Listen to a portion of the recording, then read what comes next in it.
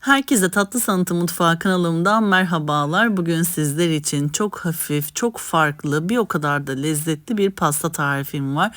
Porsiyonluk bu pasta tarifini denedikten sonra çok beğeneceğinizi düşünüyorum. İç dolgulu, portakal dolgulu, yumuşacık kekiyle çok hafif, lezzetli bir pasta tarifi. Öyleyse fazla vakit harcamadan hemen bu lezzetli tatlı tarifime başlayalım.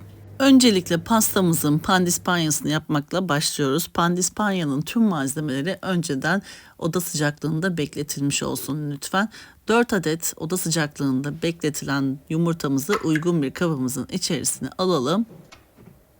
1 su bardağından 1 parmak eksik olacak şekilde toz şekerimizi ekleyelim. Kullanmış olduğum su bardağı ölçüm 200 mililitredir. 1 paket toz vanilya ekliyorum. 1 paket toz vanilya 5 gramdır. Mikser yardımıyla bu 3 malzememizi rengi açılana kadar, köpük köpük olana kadar, krema haline gelene kadar çırpıyoruz. Yani ben yaklaşık 4 dakika kadar çırptım. Rengi açıldıktan sonra diğer malzemelerimi ekledim. Karışımımızın rengi açıldı. Şimdi diğer malzemelerimizi ekleyebiliriz. Yarım su bardağından 1 parmak fazla olacak şekilde sütümüzü ekleyelim. Yarım çay bardağı sıvı yağ ekleyelim. 1,5 su bardağından biraz fazla un ekliyoruz. Yani yarım su bardağı unu biraz 2 parmak yüksekliğinde fazla ekleyerek ayarlayabilirsiniz.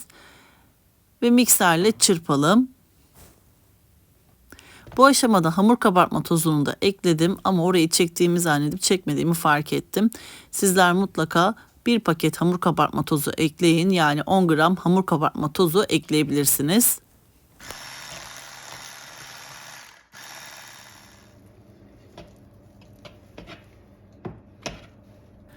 Pandispanya hamurumuzun kıvamı bu şekilde olacak. Hemen yağlı kağıt seriyle fırın tepsimize kek harcımızı dökelim. Ve önceden ısınmış 170 derecelik fırın ayarında kekimizin üzeri göz göz olduktan sonra yani yaklaşık bir 10-15 dakika kadar pişiriyoruz. Çok fazla pişirmiyoruz ki kekimiz yanmasın. 10 dakikanın sonrasında fırına bakalım. Fırında kekimiz pişmişse eğer kürdan testi yapıp kontrol edebilirsiniz. Spatula yardımıyla kek harcımızı tepsimizin her yerine gelecek şekilde yaydıktan sonra tepsimizi tezgaha birkaç defa vuralım. Bütün üzerindeki baloncukları da patlatalım. Her yeri eşit bir şekilde düzlükte olsun. Önceden ısınmış 170 derecelik fırın ayarında kekimizi pişirelim. Ben yaklaşık dediğim gibi 10 ila 15 dakika aralığında pişirdim. Kontrollü bir şekilde pişirmeye özen gösterelim. Kekimiz fırında pişerken hemen pastamızın iç dolgusunu yapmaya başlayabiliriz. Portakallı dolgu için 1,5 su bardağından biraz fazla olacak şekilde portakal suyumuzu dökelim. 1,5 su bardağından 1 parmak fazla portakal suyu oldu. Yani 300 mililitrelik ölçüsünde o şekilde de ayarlayabilirsiniz. Ben tam 3 büyük boy portakal suyu sıktım. Bu ölçü çıktı. Yarım çay bardağı toz şekeri ekliyorum. 2 yemek kaşığı dolusu mısır nişastası ekliyorum. Yani 20 gram mısır nişastası ekledim. El çırpıcısıyla tüm malzemelerimi karıştırıyorum ve ocağa alıyorum. Kısık ateşte devamlı karıştırarak portakallı iç harcımı da elde ediyorum. Bir kenarda bekletiyorum. Ayrı bir ocakta cezvenin içerisinin yarısına kadar su dolduruyorum ve bir kase 120 gram ölçüsünde beyaz çikolata dolduruyorum. Suyun buharında beyaz çikolatayı eritiyorum. Beyaz çikolatayı da pastanın kremasında kullanacağız. Pandispanyamız pişti. Tam istediğim kalınlıkta ve yumuşaklıkta oldu. Çok hafif ve çok lezzetli bir pandispanya. Şimdi hemen bir su bardağının ağız kısmından faydalanarak yuvarlak şeklini veriyorum. Ve yuvarlak şekillerde kekimden kesiyorum. Kenar kısımlarında kalan pandispanya parçalarını elimizle avucumuzun içerisinde ufalayalım. Pastamızın tüm yüzeyini kaplamak için kullanacağız. Ayrı bir kapta bekleteceğiz. Bu şekilde gördüğünüz gibi avucunuzun içerisinde kekin parçalarını böyle kopararak ufak ufak en ufak haliyle küçültelim. Dilerseniz rendeden de faydalanabilirsiniz. Rendeyle de veya mutfak robotuyla da pandispanyanızı geçirerek bu şekilde toz haline getirebilirsiniz. 200 gram ölçüsünde labne peynirini uygun bir kabın içerisine ekliyorum. 200 mililitrelik ölçüsünde sıvı kremamızı ekleyelim. Kaşıkla önce bir karıştıralım. Sonrasında 2 paket toz krem şantimizi ekleyelim. İlk paketi ekledim. Şimdi bu ikinci paket. Mikser yardımıyla tekrardan tüm malzemelerimizi çırpalım. Koyu kıvamlı bir krema elde ediyoruz. Hem çok lezzetli hem de koyu kıvamlı tam pasta kreması. Dilerseniz bu malzemelerle yapmayarak hazır pasta kreması alarak da yapabilirsiniz. Kremamızı çırptıktan sonra beyaz çikolatamızı da kremamızın içerisine ekliyoruz. Beyaz çikolatamızın sıcaklığı geçsin, ılıkken veya soğuduğu zaman ekleyebilirsiniz. Bu şekilde koyu kıvamlı akışkan oluyor zaten bekledikçe. Şimdi tekrardan mikserle çırpıyoruz ve lezzetli mi lezzetli kremamızı da hazırlıyoruz. Bu şekilde hazırladıktan sonra buzdolabında biraz dinlendirelim. Buzdolabında yaklaşık 10-15 dakika kadar kremamızı dinlendirdikten sonra kesmiş olduğumuz pandispanyalarımızla birlikte buluşturalım. Öncelikle alt tabanını düz bir şekilde yapalım. Kenar kısımlarını biraz daha yüksekçe bir kaşık yardımıyla da şekil verebilirsiniz veya sıkma torbanızla da şekil verebilirsiniz. Benim sıkma torbam bittiği için buzdolabı poşeti kullandım. Buzdolabı poşetinin içerisine kremamı yerleştirdikten sonra uç kısmını da makasla kestim ve şekil verdim. Bu da sizler için fikir olsun. Sıkma torbanız olmadığı zaman buzdolabı poşetiyle de bu pastayı yapabilirsiniz veya başka kremalı pastaları hazırlayabilirsiniz.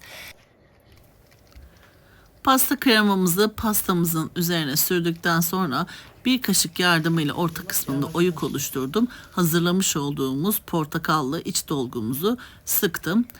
Gördüğünüz gibi bu şekilde yuvarlak olmasına önem gösterin. Yuvarlak bir şekilde sıktığınız zaman pasta bittikten sonra bıçakla kestiğiniz zaman ortasında tam yuvarlak gözükecektir. Zaten kıvamı koyu kıvamlı olduğu için çok kolaylıkla hemen kremanın üzerine yerleşiyor.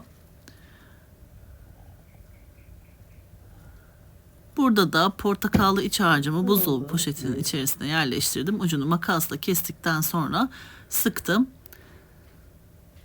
Çok fresh, çok güzel bir iç dolgu oldu. Yedikten sonra bana hak vereceksiniz. Bu pastayı zaten yaptıktan sonra devamlı yapmak isteyeceksiniz. Yaptığınız anda da hemen bitecek. Bunun garantisini verebilirim. Çok lezzetli bir pasta. Deneyen herkesin şimdiden ellerine kollarına sağlık.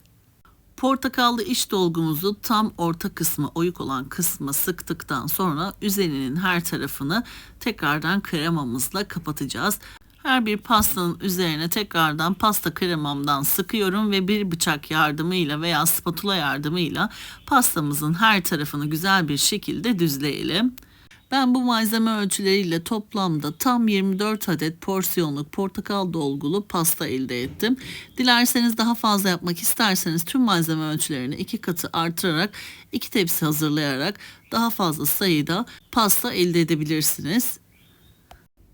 Pastalarımızı bu şekilde hazırladıktan sonra üzeri için ufaladığımız kek parçalarını her tarafına gelecek şekilde kremamızın üzerine kaplayalım.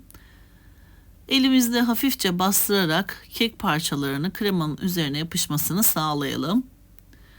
Bu son aşamasını da tamamladıktan sonra pastamızı mutlaka buzdolabında en az yarım saat kadar dinlendirelim. Sonra sunum edebilirsiniz. Soğuk soğuk çok lezzetli bir pasta. Biraz aşamalı, zahmetli gibi gözükse de ama inanın bu lezzete değer bir pasta diyebilirim. Özel günlerinizde, sevdiklerinize, misafirlerinize yapabileceğiniz aşırı lezzetli bir pasta. Sizi asla mahcup etmez. Aksine çok güzel övgüler alacağınızı şimdiden söyleyebilirim. Tatlımız buzdolabında dinlendikten sonra hemen sizlere yakından içini göstermek istiyorum ve yumuşacık pandispanyasını yakından sizlere göstermek istiyorum. Tadım kısmına geçelim kıymetli takipçilerim. Yakından da gördüğünüz gibi görüntüsü zaten pastanın her şeyi anlatıyor. Sizler yakından pastamızın iç dokusunu, yumuşaklığını izlerken ben de sizler için küçük bir hatırlatmada bulunmak istiyorum. YouTube Tatlı Sanatı kanalıma henüz abone olmadıysanız YouTube kanalıma abone olmayı, paylaştığım videolarıma beğeni bırakmayı lütfen unutmayınız. Gün aşırı yepyeni tariflerimi kanalımda sizler için paylaşıyorum. Anında haberdar olabilmek için bildirim zilini lütfen açınız. Böylelikle yepyeni tariflerimi ilk siz görmüş olacaksınız. Bu tarifimi ve videomu beğendiyseniz eğer sevdiklerinizle paylaşarak bana destek olabilirsiniz. Beni hangi şehirden veya ülkelerden takip ediyorsanız yorum kısmına yazabilirsiniz. Hepinizin mesajlarını okuyorum ve teker teker dönüş sağlıyorum. Tarifimi denedikten sonra yorum kısmına düşüncelerinizi de yazarsanız henüz tarifimi denememiş olan kıymetli takipçilerime fikir olmuş olacaktır. Hepinizin destekleri için çok teşekkür ediyorum. Bir sonraki yepyeni tarifimde tekrardan sizlerle görüşmek üzere. O zamana kadar kendinize çok iyi bakın. Hoşça kalın.